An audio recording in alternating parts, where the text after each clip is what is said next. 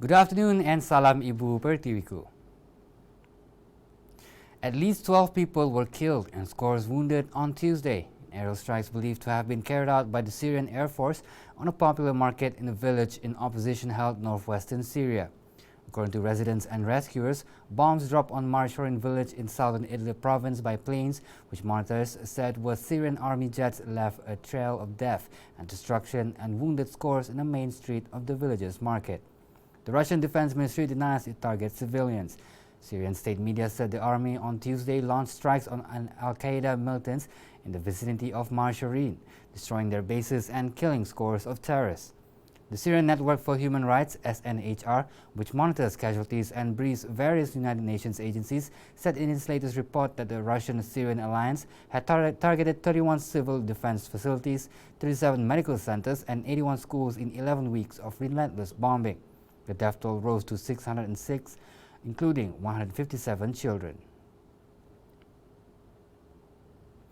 Pakistan reopened its airspace to international civil aviation on Tuesday, after months of restrictions imposed because of clashes with India, which forced long detours that cost airlines millions of dollars.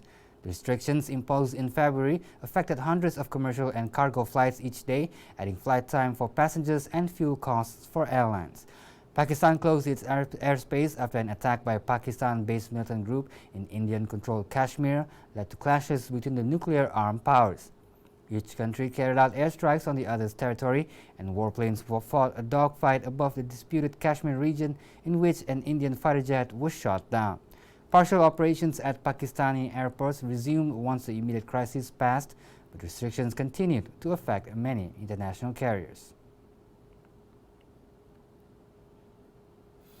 Apollo 11 astronaut Michael Collins revisited the exact spot where he flew to the moon 50 years ago with Neil Armstrong and Buzz Aldrin. Collins said he wished his two moonwalking colleagues could have shared the moment at Kennedy Space Center's Launch Complex 39A, the departure point for humanity's first moon landing. At NASA's invitation, Collins marked the precise moment, 9:32 a.m. on July 16, 1969, that the Saturn V rocket blasted off. A reunion Tuesday at Kennedy Firing Room by past and present launch controllers kicked off a week of celebrations, marking each day of Apollo 11's 8-day voyage. NASA spokesman Bob Jacobs said Aldrin bowed out of the Florida launch pad visit, citing his intense schedule of appearances. Aldrin and Collins may reunite in Washington on Friday or Saturday, the 50th anniversary of Apollo 11's moon landing. Well, that's all the news updates for now. I am Razi Ahmad, and thank you for watching.